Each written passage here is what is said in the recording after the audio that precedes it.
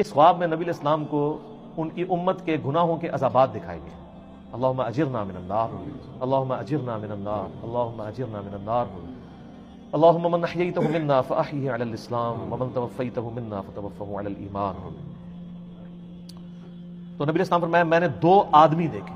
اب یہ آدمی کون تھے؟ کوئی فرشتے تھے. تو اینڈ پہ پتہ چلے گا یہ کون تھے. ابھی آپ صرف اس کا سسپینس رکھیں. آپ نے بھی سسپینس رکھا ہے.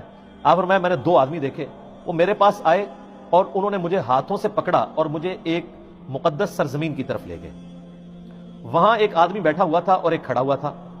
اس کے ہاتھ میں لوہے کا ایک ٹکڑا تھا. وہ اس کو دوسرے آدمی کے جبڑے میں داخل کرتا اور اس کو اس کی گدی تک چیر دیتا. یعنی یوں ڈال کے نا ایسے، یہ گدی یہ کہتے ہیں، یعنی یہ ہے نا، یہ پورا جبڑا چیرتا ہوا پیچھے تک. پھر اسی طریقے سے دوسرے جبڑے کے ساتھ ایسا کرتا اور اتنے میں پہلا جبڑا ٹھیک ہو چکا ہوتا. استغفر اللہ. یعنی عذاب مسلسل.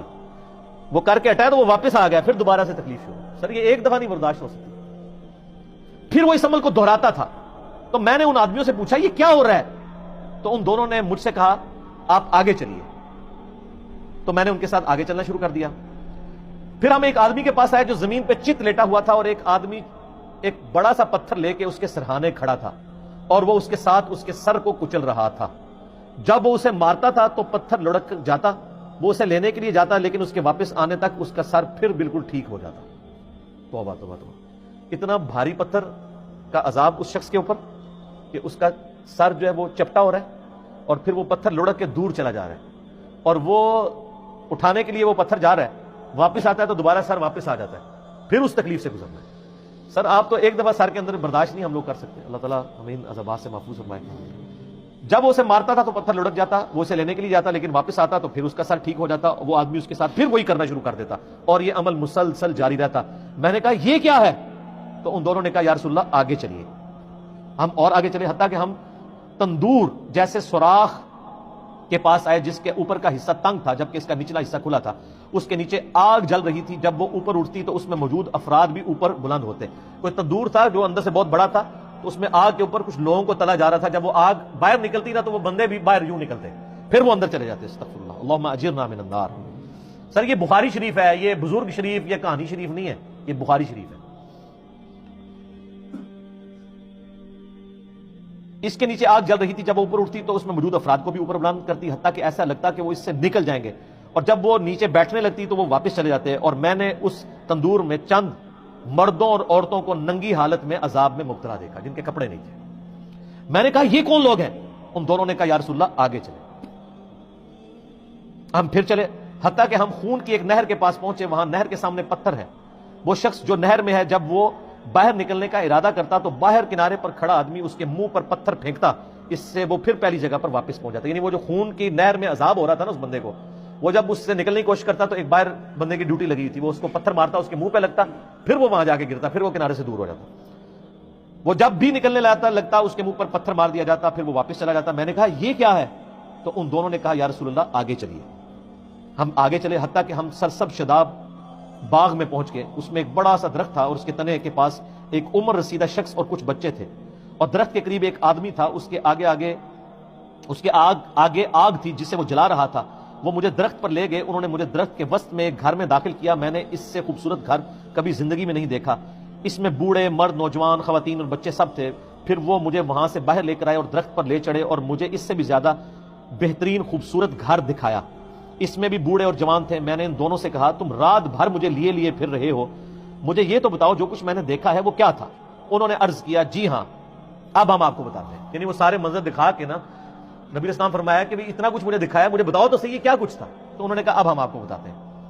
یا رسول اللہ رہا وہ شخص جس کو آپ نے شروع میں دیکھا تھا کہ اس کے جبڑے کو چیرا جا رہا تھا، تو وہ شخص وہ تھا جو دنیا میں جھوٹ بولا کرتا تھا اور پھر وہ جھوٹ آگے نقل کیا جاتا تھا حتیٰ کہ وہ آفاق تک پہنچ جاتا تھا. کہ جو کچھ آج کل ہمارے سیاستدان کر رہے ہیں، سوشل میڈیا کے اوپر آ کے دوسرے پولیٹیکل لیڈر کو ڈی فیم کرنے کے لیے جھوٹ بول دیتے ہیں. اسی طریقے سے علماء بھی کرتے ہیں، کسی کو بدنام کرنے کے لیے اس کے اوپر جھوٹے. یعنی میں تو اس سے سفر کر رہا ہوں، میرے اوپر کلپ چڑھائے ہوئے ہیں انجینئر محمد مرزا کا دعوی نبوت، نعوذ باللہ. ہم اندازہ کریں یعنی یہ وہ لوگ کلپ چڑھا رہے ہیں جن کے بزرگوں نے اپنے ناموں کے کلمے پڑھائے ہوئے ہیں. ایک غریب اتو بدتمیز، اور جو ان کو ننگا کر رہا ہے اس کو کہہ رہے ہیں دعوی نبوت. تو یہ ان کا عذاب ہے، یعنی علماء کا عذاب ہے. تو یہ سب سے زیادہ جھوٹ کون بول رہا ہے، جھوٹا دین کون بیان کر رہا ہے؟ اس لیے بخاری مسلم حدیث ہے، جس نے میری طرف جھوٹی حدیث منسوب کی ہوگا مقام دوزخ میں دیکھ لے، اور صرف دوزخ کے پھیرا نہیں لگنا، اے عذاب ہونا ہے کہ یہ جبڑا چیر کے ادھر اور یہ والا ادھر۔ اچھا، پہلا عذاب بتا دیا۔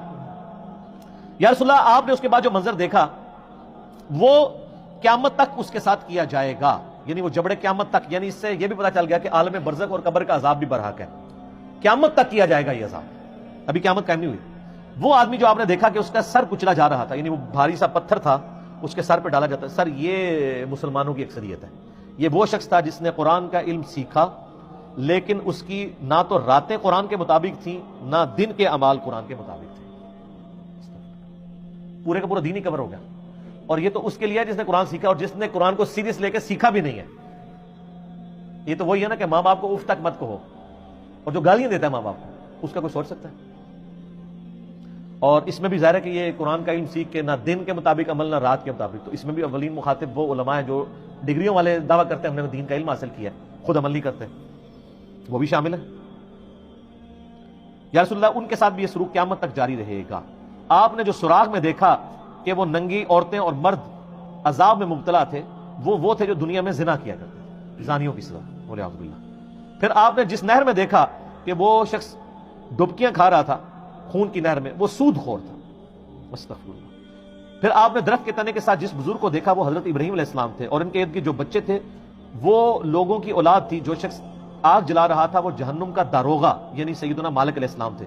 اور پھر جس پہلے گھر میں آپ داخل ہوئے وہ عام مومنین کا گھر تھا، رہا یہ گھر تو یہ شہداء کا گھر ہے، اور میں جبرائیل ہوں اور یہ میکائیل ہے۔ وہ دو بندے کون تھے؟ جبرائیل اور میکائیل علیہ السلام۔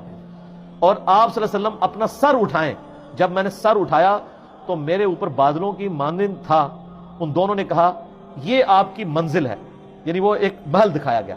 میں نے کہا مجھے چھوڑ دو، میں اپنی منزل میں داخل ہو جاؤں۔